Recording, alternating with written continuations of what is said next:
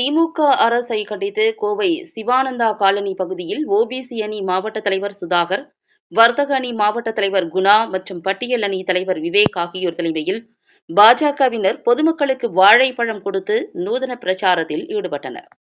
இதுகுறித்து தொகுதி பொறுப்பாளர் முரளி கூறுகையில், தமிழகத்தில் திறனற்ற திராவிட அரசினால் பொதுமக்கள் பல்வேறு இன்னல்களை சந்தித்து வருவதாகவும், கடந்த 2021 சட்டமன்ற தேர்தலில் பல எண்ணற்ற வாக்குறுதிகளை கொடுத்து வந்துள்ளதாகவும், ஆனால் எந்த வாக்குறுதிகளையும் நிறைவேற்றாமல் பொதுமக்களுக்கு தொடர்ந்து சதிகளை செய்து வருவதாகவும், நீங்கள் நலமா அறிவித்தது இதுதான் இந்த ஆண்டில் சிறந்த காமெடியாக உள்ளது எனவும், எந்த விஷயத்திற்கு நீங்கள் நலமா என்றும் தெரியவில்லை எனவும், கொடுத்த எந்த ஒரு வாக்குறுதியையும் நிறைவேற்றாமல் இன்று விலைவாசி உயர்வு, மின் கட்டண உயர்வால் அனைத்து தொழில்களும் பாதிக்கப்பட்டுள்ளதாகவும், குடும்ப தலைவருக்கு 1000 ரூபாய் வழங்குவதாகவும், பொங்கல் பரிசு 5000 ரூபாய் கொடுப்பதாக கூறியவர், கல்வி கடன், நகை கடன் தள்ளுபடி என அனைத்து வாக்குறுதிகளும் மக்கள் ஏமாற்றமடைந்துள்ளதாகவும், தொடர்ந்து மக்களை வஞ்சிக்கின்ற திமுக அரசு மக்களுக்கு வாழைப்பழம் கொடுக்கிறது.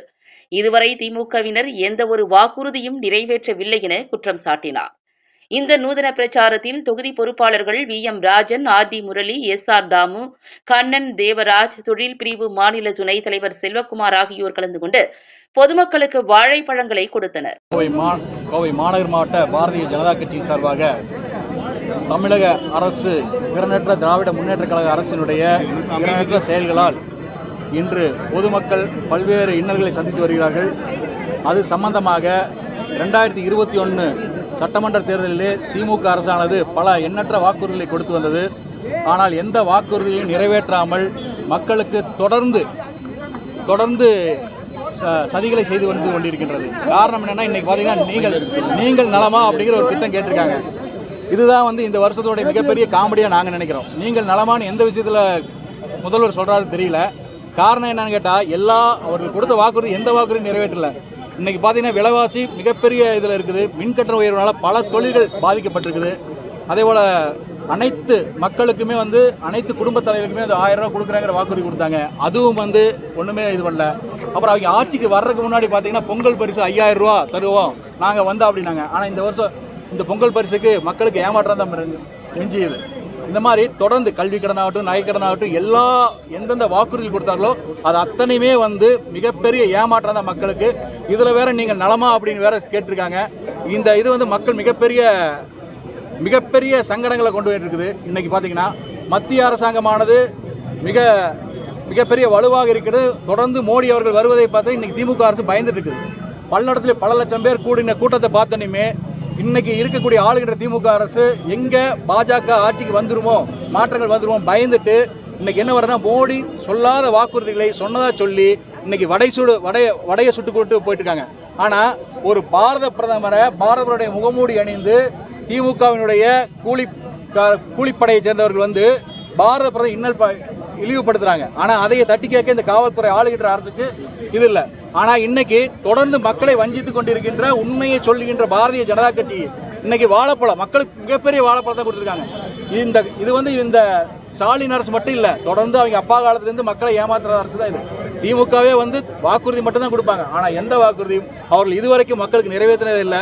இது எல்லா மக்களுக்கும் தெரியும். ஆனா வரக்கூடிய காலங்கள் தமிழகத்துல, மாநிலத்தில் அண்ணாமலை அவர்களுடைய எழுச்சியான அந்த நடைபயணத்தினால மக்கள் எல்லாருமே பாஜக பக்கம் வர்றாங்கிறக்காட்டிக்கு பாரதிய ஜனதா கட்சியுடைய வளர்ச்சியை தடுக்க வேண்டும் ஒரே குறிக்கோளில் வடை சுடுற மாதிரி எல்லாம் போட்டாங்க. ஆனால் அந்த வடை சுடுறதுலையும் கூட பார்த்தீங்கன்னா மக்கள் நினைச்சாங்க முகமூடி அணிச்சோன்னே அந்த வடை சுடுற பேப்பரையும் கூட அவங்க பார்க்கல, ஏதோ கொடுக்குறாங்க அப்படின்னு தான் போகிறாங்க. அந்த அளவுக்கு தான் மக்கள் இருக்காங்க. இவங்க ஒவ்வொரு செயலுமே இன்னைக்கு திமுக அரசினுடைய அந்த இதை இது நமக்கு தவறான ஒரு முன்னேற்றம் போகுது அப்படின்னு அவருடைய கட்சிக்காரரே வடை சுட பற்றி இது பண்ணாங்க. ஆனால் மக்களுக்கு தொடர்ந்து இந்த வாழைப்பழத்தை கொடுத்துக்கிட்ட திமுக அரசை மக்கள் மாற்ற தயாராக இருக்கிறார்கள். அது இந்த வரக்கூடிய தேர்தலில் மிகப்பெரிய மாறுதல் வரும். பாஜக மிகப்பெரிய 40 வெற்றி வரும் என்று கொடுக்குறாங்கன்னா என்ன அர்த்தங்க? வாழைப்பழம்னா எந்த ஒரு விஷயமே பார்த்தீங்கன்னா மக்களுக்கு சொன்ன வாக்குறுதிகள் கொடுக்காம, வாக்குறுதியில எதுவும் கொடுக்கறது இல்லை.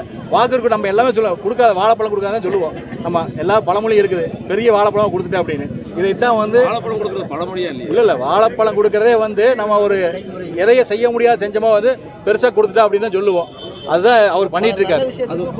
பல நல்ல விஷயங்கள் கொடுக்கறது அது வேறங்க. இது டோட்டலா அவர் என்ன சொன்னாரோ எந்த வாக்குறுதியுமே கொடுக்காம மக்களுக்கு வெறும் பழத்தை மட்டும் தான் கொடுத்துருக்காரு இருக்குதுங்க.